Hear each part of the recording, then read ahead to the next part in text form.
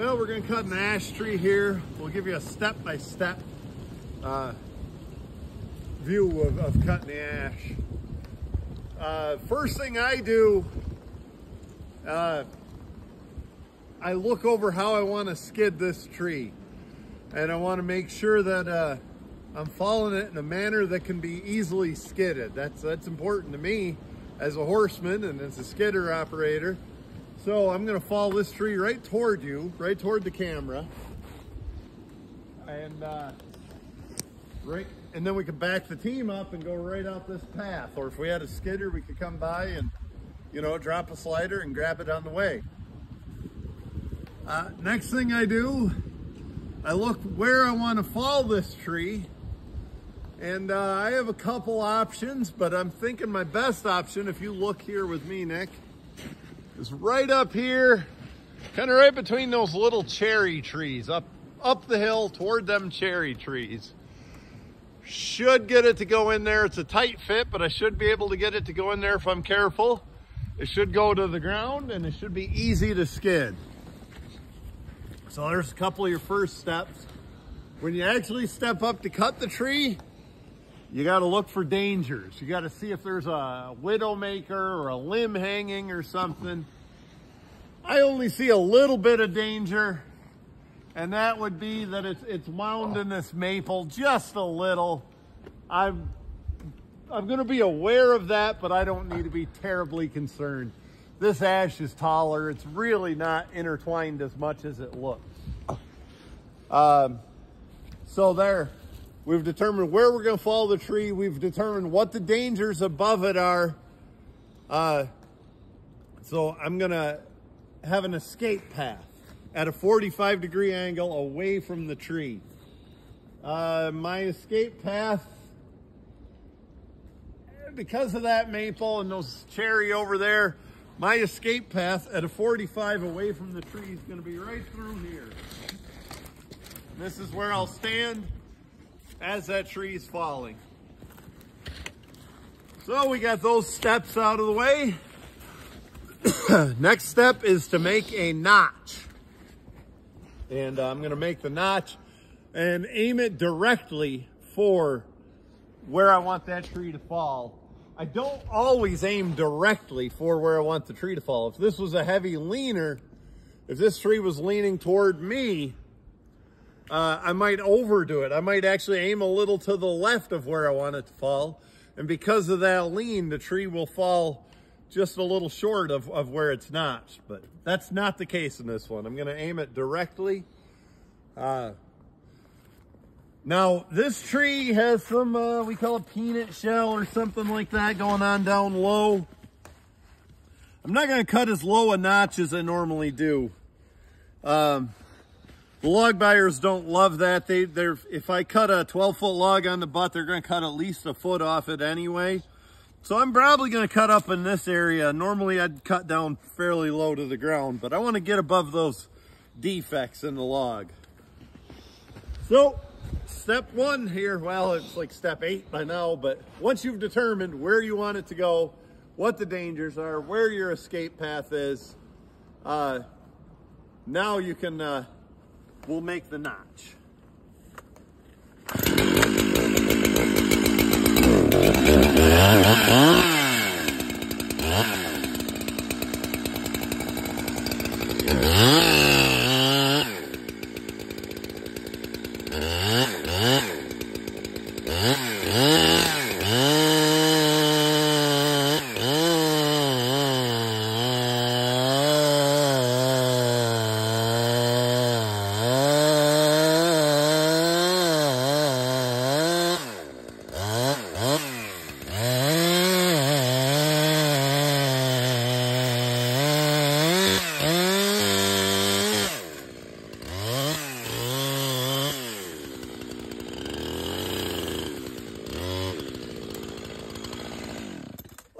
Talk about a couple points about that notch.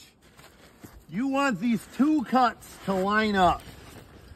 You don't want there to be a gap in there. If you do, that's where your notch officially is. I'm not perfectly clean. I'm within 1/8 of an inch of being clean. Just because I'm on camera, I'll clean that out perfectly.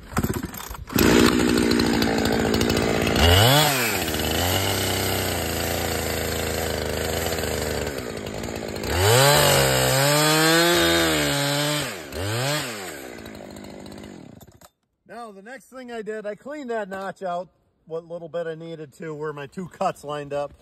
And then I cut the center out of the notch, only the center, just about the width of the bar, maybe a touch wider. What that does is it cuts the center of your hinge out, and your tree is a lot less likely to split. It's easier to wedge. You do little felling damage. There shouldn't be very much fiber pull at all. And also, if this tree was to get hung in another tree on the way down or something like that, it's more likely to break that hinge and roll and go all the way to the ground after that hinge is plenty strong enough to hold until it's committed and on the way down. But once it's on the way down at a 45, if it touches another tree, it'll probably break that hinge and roll down. Because hung trees are a nightmare for horses. A little bit old school here, but the old loggers that fell with axes used to put their double bit axe in there, and the handle would point to where they wanted it to fall. That's kind of what we just did. Before I start on the back cut, I'll talk about this chainsaw a little bit. I'm using a 2171 Johnson Red. I don't believe they're making Johnson Reds. They switched to Red Max. I do have a Red Max, same model as this, great saw. And now they're all just Huskies. And there was no difference, very little difference anyway. It was mostly cosmetic between a Husky and a Johnson Red.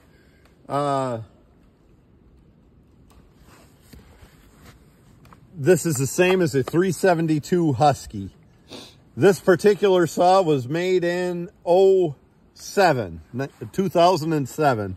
I just had it rebuilt here not long ago. And it's a pretty strong little saw. The differences between the Johnson Red and Husky are the air cleaner. The 372s had a little bigger, more automotive style air cleaner. And the way the handles hang. Johnson Reds are a little more old fashioned and straight across. The Huskies were what they thought was, and maybe are, more ergonomically sound with an angled handle so it didn't hurt your elbows as much. Well, I don't love, well, let's back up. No, I don't mean you. When you're making this notch, before we get away from the notch, most people I teach, and myself, almost everybody, tends to make their cuts line up better and more accurate when you make the top cut first and then make the bottom cut second. I don't know what the answer to that is, but people seem to do a lot better with that than if they made this bottom cut and then the top cut. Some people recommend making the top cut and then starting here on the bottom so you know this part's lined up and coming around. I like that notch. No, some people go 70 degrees. I'm probably not 70 degrees, but I like a good open notch. Generally, my bottom part of the notch is about the slope of the ground. And what a more open notch does, as this tree is falling, that notch doesn't close until the tree's pretty darn well on the ground. Less of a notch, if I made the old-fashioned 45-degree notch or whatever it might have been, that tree only goes this far. Let me find a stick to use as a pointer. Oh my gosh, strong maple. Or is it weak Brandt? All right, let's see if I have a visual aid here. Well, good hell. There we go. So here's what I'm talking about.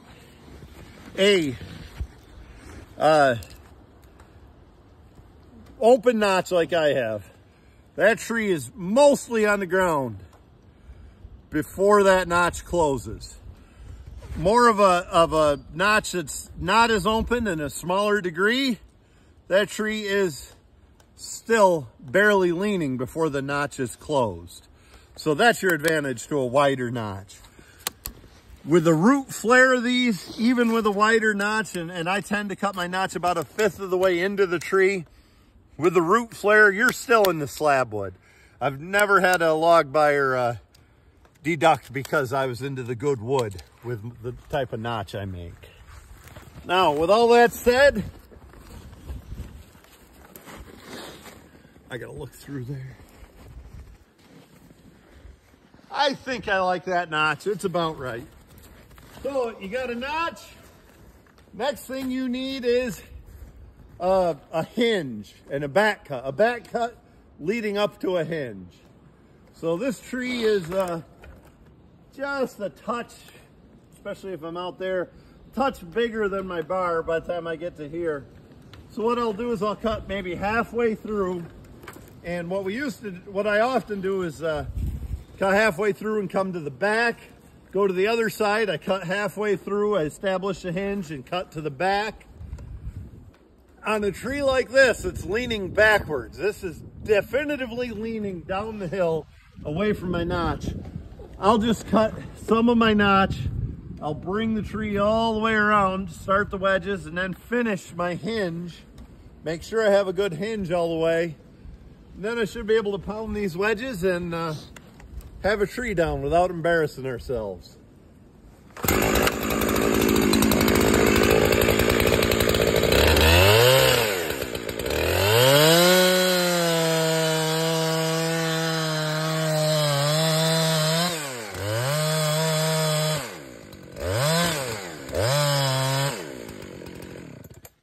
So I'd like to discuss what I just did. I want that back cut to be level or just slightly above my notch.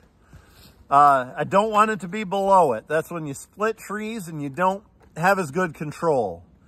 So I come right in the side and start that back cut.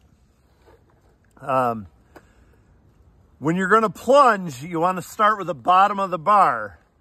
If I hit with this tip of the bar, this part right here, that's what causes kickback. So you will see me start from the other side, especially. Let's go around here. If I was going to start this, I would start here with my bar, but there's all this wood holding. It's not going to kick back. And I'm also not afraid to cut the corners of that notch slightly, maybe 1/2 of an inch or so. That also prevents pulling from the side of your tree. So here it is. When you start your back cut, it should be level or slightly above your notch. You start like this, and then you move it around and bore in, and you establish that hinge. So there we are, and I'm gonna move around and finish the back cut and then wedge.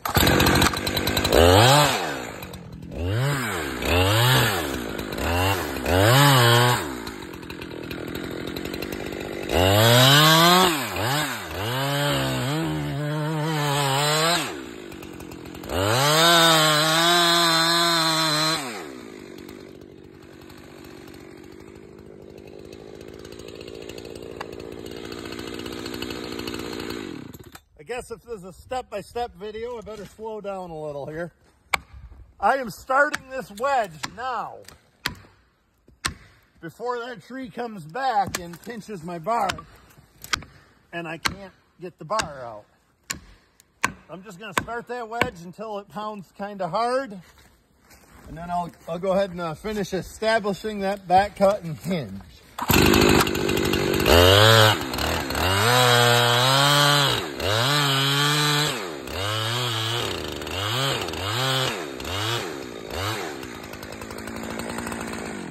I like the way that looks. I like the way my hinge is.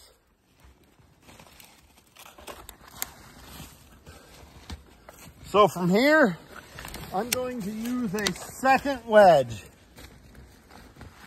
and just double my lifting power.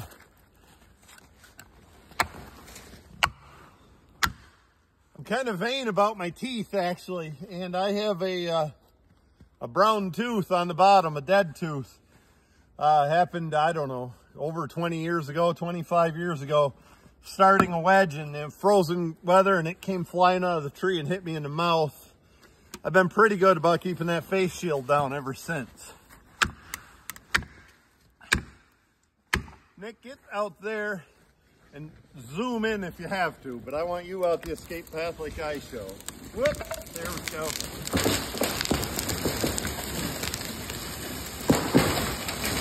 Right on target. Show the butt of that log. That's why we choose an escape path at a 45-degree angle. So look how that tree kind of got caught up in the cherry tree a little, and it came right backwards off the stump. Look where I am. This is where Nick and I stood as that tree was falling. I'm out the escape path at a 45-degree angle. 90 degrees behind you won't do it, because that's what can happen. That tree, if I'd have walked right straight backwards, that tree would have chased me. It's also not recommended to go directly out the sides in case a hinge breaks or something like that. That tree could go sideways, but it rarely will chase you on a 45. And then you have the centrifugal force of all those dead limbs and stuff breaking off. When they get shot backwards from centrifugal force of this tree falling, they go straight back the way it's falling. If you get out on a 45 away from the tree, you're much safer and much less likely for those limbs to come hit you.